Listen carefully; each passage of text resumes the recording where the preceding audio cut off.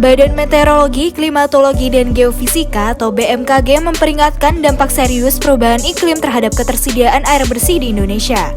Perubahan pola curah hujan, kenaikan suhu, kenaikan muka air, dan kejadian iklim ekstrim akan menyebabkan krisis air bersih bila tidak ditangani secara serius.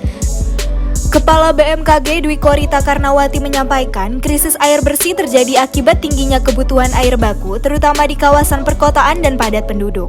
Sedangkan perubahan iklim mengakibatkan kekeringan dan pencemaran air yang mempengaruhi ketersediaan air bersih yang dibutuhkan masyarakat untuk air minum dan sanitasi. Dwi Korita menambahkan, tren kenaikan suhu udara di Indonesia terjadi di sebagian besar wilayah. Berdasarkan data observasi BMKG 1981 hingga 2020 menunjukkan tren positif dengan besaran yang bervariasi dengan nilai sekitar 0,03 derajat Celcius setiap tahunnya, sehingga dalam 30 tahun, estimasi kenaikan suhu udara akan bertambah sebesar 0,9 derajat Celcius. Untuk Indonesia, lanjut dia, tahun 2016 merupakan tahun terpanas dengan nilai anomali sebesar 0,8 derajat Celcius sepanjang periode pengamatan 1981 hingga 2020.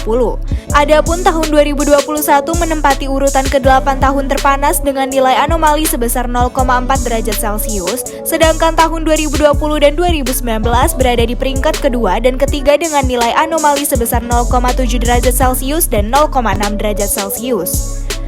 Staf ahli Kementerian PUPR bidang sumber daya air Firdaus Ali mengatakan terdapat sejumlah permasalahan sumber daya air di Indonesia.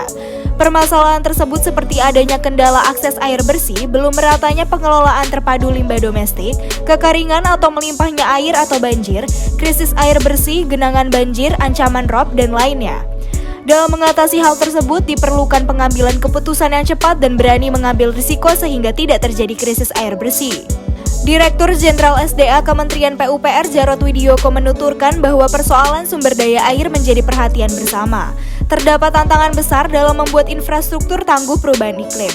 Pembangunan harus mengikuti arah perubahan iklim dan lalu perubahan tata guna lahan sehingga krisis air bersih tidak terjadi seiring menyempitnya kawasan resapan air. BMKG, Kementerian PUPR, serta Kementerian Energi dan Sumber Daya Mineral akan melakukan sejumlah kolaborasi, seperti identifikasi jenis data dan informasi iklim yang relevan untuk desain infrastruktur sumber daya air.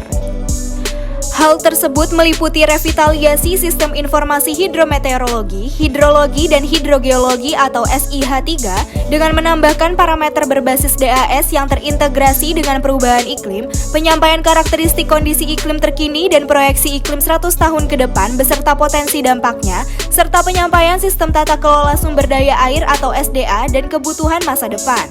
Selanjutnya, analisis komprehensif pengaruh perubahan iklim terhadap potensi serta tren dan karakteristik mitigasi bencana hidrometeorologi atau kajian hidroklimatologi termasuk pilihan adaptasi tata kelola air masa depan, serta mengintegrasikan parameter perubahan iklim di dalam perencanaan dan desain infrastruktur sumber daya air.